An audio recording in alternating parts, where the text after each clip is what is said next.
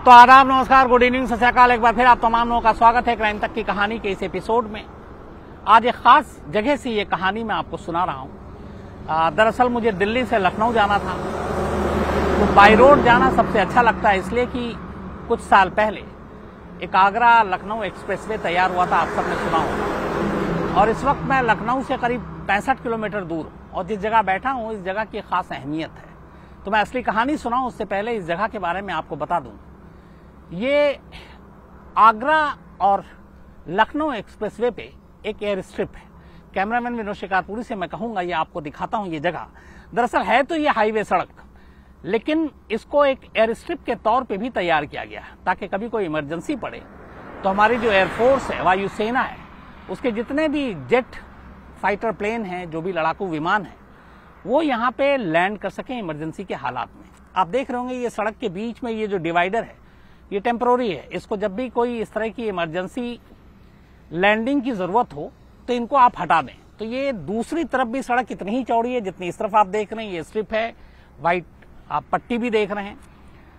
तो ऐसे में यहाँ पे कभी भी एयरफोर्स के कोई भी प्लेन इमरजेंसी की हालत में लैंड कर सकते हैं।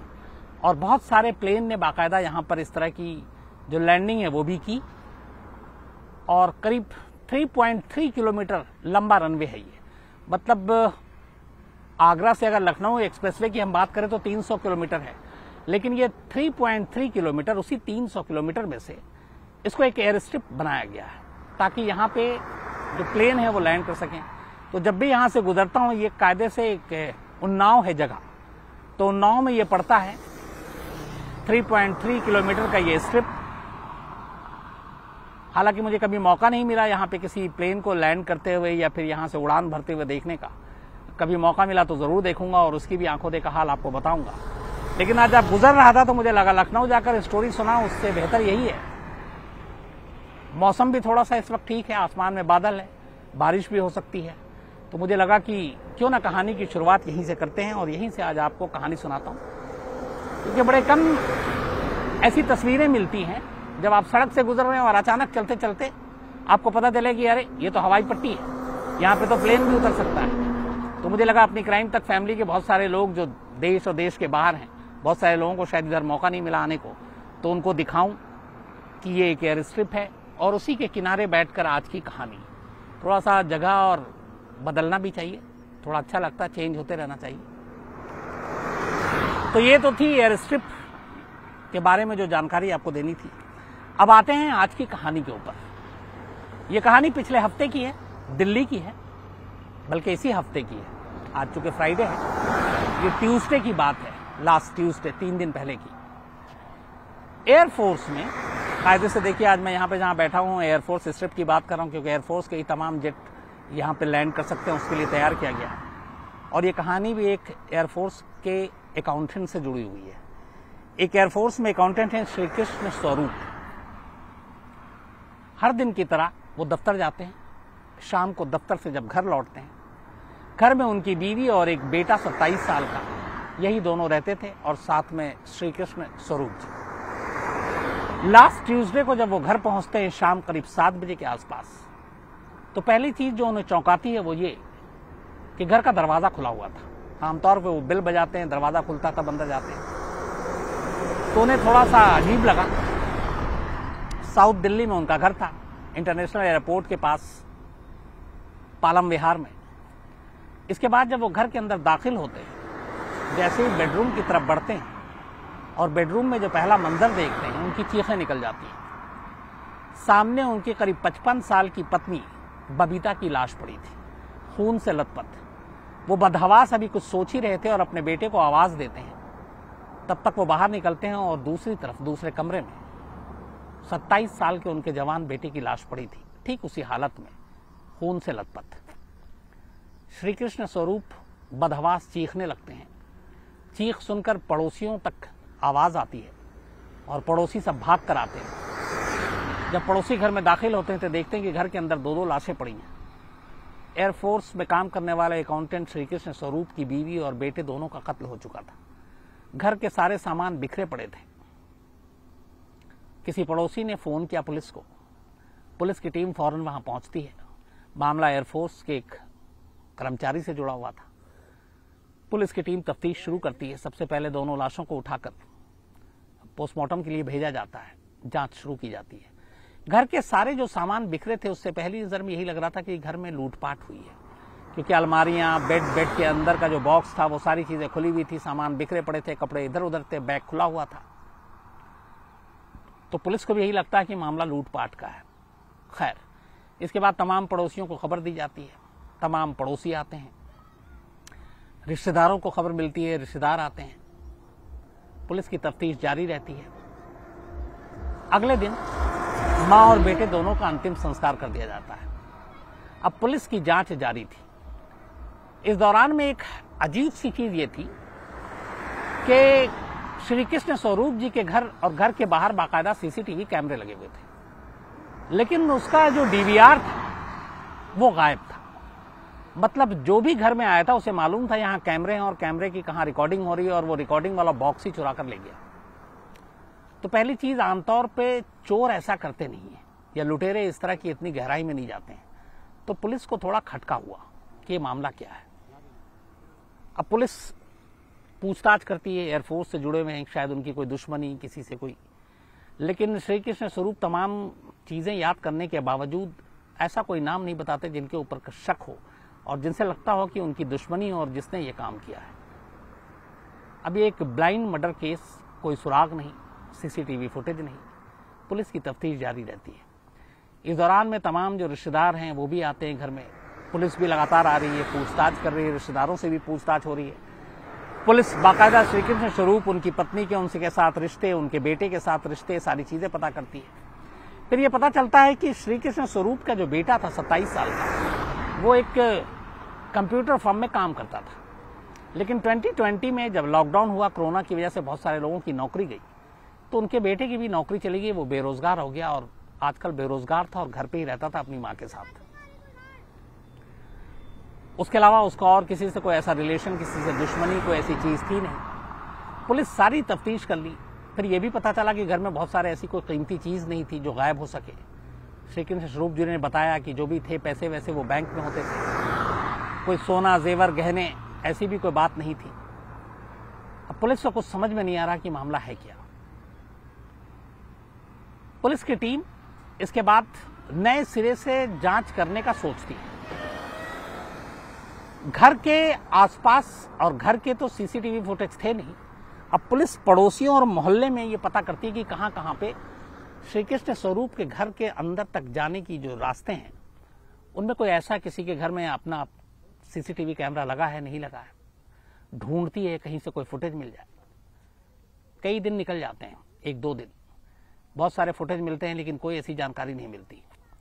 इसी दौरान में एक घर से, जो उस गली के मोड़ से होकर गुजरता था जिसमें कैमरे में सारी कुछ चीजें कैद थी आने जाने का, एक 4 सेकंड का सीसीटीवी फुटेज मिलता है। 4 सेकंड के फुटेज में एक शख्स चेहरे पे गमछा लगाए और हाथ में कुछ सामान लेकर जा रहा है, और ये फ्रेम सिर्फ 4 सेकंड का था। उस शख्स का चेहरा दिख नहीं रहा है, हाथ में उसके कुछ सामान है। अब यहां पे पुलिस को ये डाउट हुआ कि जो हाथ में सामान है वो कुछ डीवीआर की तरह लग रहा है। जो सीसीटीवी फुटेज जहां पे स्टोर होता है वो सारी चीजें, और उनके घर से गायब थे श्री कृष्ण जी की, तो लगा कि ये शख्स वही चीज लेकर जा रहा है, लेकिन उसका चेहरा पहचान में नहीं आ रहा है क्योंकि उसने चेहरे को गमछे से ढक रखा है। अब 4 सेकंड का ये फुटेज, शक यही कि शायद ये कातिल हो सकता है, चेहरा लेकिन है नहीं। अब क्या किया जाए? अब पुलिस उस फुटेज के आधार पर तमाम पड़ोसियों से पूछताछ करती है कि शायद यहां कहीं आसपास का रहने वाला हो, कोई कुछ जानता हो। कोई फायदा नहीं होता। लेकिन जिस तरीके से उस फुटेज में वो शख्स पैदल चल के आ रहा था, तो पुलिस को एक शक हुआ कि अगर यही कातिल है तो फिर ये अपनी किसी गाड़ी से नहीं आया और ये पैदल घर तक गया है। तो 2 ही चीजें निकल कर आती हैं, एक या तो वो आस पड़ोस में रहता है, या दूसरा उसने किसी पब्लिक ट्रांसपोर्ट का इस्तेमाल किया है। आस पड़ोस में पुलिस पूछताछ कर चुकी, पता चला कि उस हुलिये का इस तरह का शख्स या ऐसे कपड़े पहने वाला शख्स, क्योंकि कपड़े तक की बारीकी को दिखाया गया, यहां पे कोई नहीं है, तो अब वो आसपास का रहने वाला नहीं है। रिश्तेदारों को दिखाया गया, रिश्तेदारों ने मना कर दिया कि हम ऐसे किसी शख्स को नहीं जानते। अब बचा ये कि ये शख्स पैदल आया, इसका मतलब है कि वो या तो ऑटो से आया, टैक्सी से आया, कैब से आया, रिक्शे से आया, बैटरी रिक्शे से आया। अब पुलिस ने जीरो इन किया उस इलाके में लोकल जो भी इस तरह की, चाहे रिक्शा हो, बैटरी रिक्शा हो, ऑटो हो, कैब हो, और इसके बाद इनका पता करना शुरू किया कि मंगलवार को दोपहर से शाम के बीच में कोई ऐसी गाड़ी जिस पर बैठकर एक ऐसा शख्स इस हुलिये में, इस कपड़े में यहां तक आया हो तो वो जानकारी दे। दर्जनों लोगों से पूछताछ हुई, दर्जनों गाड़ियों के लोगों से पूछताछ हुई, रिक्शे वाले से हुई, ऑटो वाले से हुई, कोई फायदा नहीं हुआ। अचानक लेकिन जब ये सारी पूछताछ हो रही थी, एक बैटरी रिक्शा वाला, दिल्ली में आजकल बैटरी रिक्शा बहुत आम हो गया है पॉल्यूशन की वजह से, और ये अच्छी चीज भी है।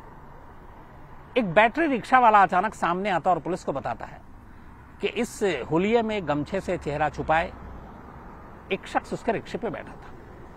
पुलिस को पहली कामयाबी मिलती हुई दिखाई देती है। पुलिस पूछती है कि तुम्हें कैसे याद है? तो उसने कहा, साहब दिन भर में बहुत सारे लोग आकर बैठते हैं, लेकिन उस शख्स को इसलिए मैंने याद रखा क्योंकि जब वो बैठा तो उसके हाथ पे और कपड़ों पे खून के कुछ छींटे थे, खून के कुछ निशान थे, और मैंने उससे पूछा कि आपको कोई चोट लगी, ये खून के निशान है? तो उसने कोई जवाब नहीं दिया। उसने सीधा ये कहा कि मुझे मेट्रो स्टेशन तक छोड़। पालम विहार इलाके का मामला था। उस रिक्शे वाले ने मेट्रो स्टेशन तक ले जाकर छोड़ दिया। अब वो उतरता है, उसके बाद बोला कि मुझे नहीं मालूम, मैंने चेहरा भी नहीं देखा। पुलिस को लगा कि कोई फायदा नहीं है, अब कहां ढूंढे। पर फिर उस रिक्शे वाले ने एक अजीब सी बात कही, और उस एक लाइन ने पुलिस को एक तरह से रास्ता दिखा दिया कातिल तक पहुंचने का। रिक्शे वाले से पूछा कि मेट्रो स्टेशन पे तुमने कहां रोका, फिर क्या हुआ? तो उसने कहा, हमने तो मेट्रो स्टेशन पे रोका, उसके बाद वो चला गया। फिर कहता है, लेकिन एक चीज आपको बताता हूं, याद आया मुझे, जहां से वो बैठा था और वहां से मेट्रो स्टेशन तक का जो किराया था हमारा, वो 30 रुपए था। उसने मुझे एक 20 रुपए का नोट दिया और एक 10 रुपए का नोट दिया। इत्तेफाक से वो 10 रुपए का नोट फटा हुआ था जहां पे नंबर लिखे होते हैं। तो मैंने उससे कहा कि ये 10 का नोट चलेगा नहीं, या आप मुझे दूसरा नोट दीजिए। उसने कहा, मेरे पास कोई दूसरा नोट नहीं है और ना मेरे पास चेंज है, बस यही 10 रुपए का नोट एक फटा हुआ है और 20 रुपए है, बाकी शायद 500 रुपए का नोट है। उसने कहा, मेरे पास चेंज नहीं है। तो उसने कहा कि नहीं, मैं 10 रुपए तो लूंगा नहीं। तो उसने बोला, ज्यादा उसने बहस नहीं किया। उसने कहा, अच्छा ठीक है, आप पेटीएम लेते हो? रिक्शे वाले ने कहा, मुझे पेटीएम कर दीजिए। रिक्शे वाले ने अपना नंबर बताया, उस शख्स ने उसको 30 रुपए पेटीएम कर दिए और वो चला गया। जैसी ये बात रिक्शे वाले ने पुलिस को बताई, पुलिस की आंखें चमक उठी। उन्होंने फौरन उस रिक्शे वाले से पूछा कि जो 30 रुपए पेटीएम किया था, इसका नंबर क्या है? उसके बाद उस 30 रुपए के भुगतान से उस मोबाइल नंबर का पता चला ये मोबाइल नंबर एक अभिषेक नाम के शख्स पर रजिस्टर्ड है। पुलिस ने उस नंबर के जरिए उसका पता निकाला। हैरानी की बात यह थी कि अभिषेक कोई और नहीं निकला, बल्कि श्री कृष्ण स्वरूप की अपनी बहन का बेटा निकला, मतलब श्री कृष्ण की पत्नी के बुआ का बेटा। पुलिस फौरन उस एड्रेस पे जाती है, श्री कृष्ण स्वरूप के बहन के घर, और अभिषेक को उठाकर थाने ले आती है। अभिषेक लगातार मना करता है। अब जब अभिषेक आता है तो पहले पुलिस जब उसको देखती है तो पुलिस खुद हैरान रह जाती है, क्योंकि मंगलवार को जिस दिन से कत्ल हुआ उसके कुछ घंटे बाद से अभिषेक लगातार श्री कृष्ण के घर पर था, क्योंकि उसकी बुआ और उसके भाई की डेथ हुई थी, कजन की। चाहे वो अस्पताल हो, मोर्चरी से बॉडी लानी हो, शमशान जाना हो, यहां तक कि पुलिस वाले जब बयान दर्ज कर रहे थे तब भी उसके साथ पुलिस वाले ने कई बातें की रिश्तेदारों से, उसमें भी पूछताछ में आगे, और यहां तक कि पुलिस वालों से लगातार कि आप हमारी बुआ और हमारे भाई के कातिल का जल्द से जल्द पता लगाइए। पुलिस वालों पे वो दबाव भी डाल रहा है, मतलब हर चीज में वो लगातार कत्ल के बाद से पुलिस के साथ साथ था। यानी कातिल पुलिस की आंखों के सामने था, लेकिन पुलिस को पता ही नहीं था, और वो लगातार चकमा देता रहा। लेकिन अब पेटीएम के जरिए उसका नंबर मिला, और उस नंबर के जरिए पुलिस अभिषेक तक पहुंची, अभिषेक को गिरफ्तार किया। इसके बाद जो 4 सेकंड का सीसीटीवी फुटेज मिला था, उससे उसका मिलान कराया गया। जिस तरीके से वो चाल चल रहा था, आपको याद होगा बीच में सचिन वाजे की कहानी आपको दिखाई थी, तो कैसे उसमें उस सीसीटीवी फुटेज में आपकी जो बॉडी का एक लैंग्वेज होता है, आपके कदम राइट लेफ्ट किधर चलते हैं, चलते वक्त हाथ दायां और बायां किधर होता है, गर्दन कितना किस तरफ झुका होता है, तो इससे बहुत सारी चीजें आप पता चल जाती है। तो इस 4 सेकंड के उसकी कदमों के चाल से पुलिस ने और अभिषेक की ओरिजिनल चाल से मिलान कराया, दोनों मैच कर गया। फिर उसके कपड़े भी पता चल गए कि ये अभिषेक ये कपड़े पहनता है। अब अभिषेक के सामने कोई चारा नहीं था। इसके बाद आखिरकार अभिषेक अपना जुर्म कबूल कर लेता है और कहता है कि हाँ, उसी ने कत्ल किया था। ये जो दोनों कत्ल किए गए थे, पुलिस को शुरुआत से ये लगा था कि ये लूटपाट का मामला नहीं है। ऐसे बहुत सारे केसेस होते हैं जिसमें पुलिस को उलझाने के लिए कत्ल के बाद कातिल सामान बिखेर देता, कपड़ों को इधर उधर कर देता ताकि मामला लुटेरों की तरफ चला जाए। अभिषेक ने भी यही किया, लेकिन अभिषेक ने कत्ल किसी और चीज से नहीं किया था। उसने डंबल से दोनों को मारा था सर पर, और बुरी तरह से। और इसीलिए पुलिस को यह शक हुआ था कि यह मामला लूटपाट का नहीं बल्कि दुश्मनी का है। अब अभिषेक पकड़ा गया, कातिल का खुलासा हो चुका था। अब सवाल यह था कि अभिषेक ने यह कत्ल किया क्यों, वजह क्या थी। खुद पुलिस भी वजह जानना चाहती थी कि आखिर एक शख्स अपनी बुआ, अपने कजन का कत्ल क्यों कर रहा है। इसके बाद अभिषेक ने मुंह खोला, उसने पूरी कहानी बताई। उसने बताया कि कुछ वक्त पहले उसकी बहन की शादी हुई थी और उस शादी के लिए कुछ पैसों की जरूरत थी। अभिषेक ने अपनी बुआ से, जिनका नाम बबीता था, जिनका कत्ल हुआ, 50,000 रुपए उधार लिए थे और ये कहा था कि लौटा देंगे। बीच में कोरोना आ गया, बहुत सारी चीजें हुई, बहुत सारे लोग बेरोजगार हुए, अभिषेक को भी माली तंगी हो गई। वो वादे के मुताबिक वक्त पर पैसा लौटा नहीं पाया। इस दौरान में उसकी बुआ उसे लगातार पैसों के लिए टोकती रही। लास्ट ट्यूसडे यानी मंगलवार को अभिषेक अपनी बुआ के घर गया। वहां उसने खाना भी खाया साथ में। फिर अभिषेक और अपने कजन के साथ उसने घर में बैठ के पिक्चर भी देखी टीवी पे। इसी दौरान शाम के वक्त अचानक बुआ ने फिर उसे पैसों के लिए टोक दिया।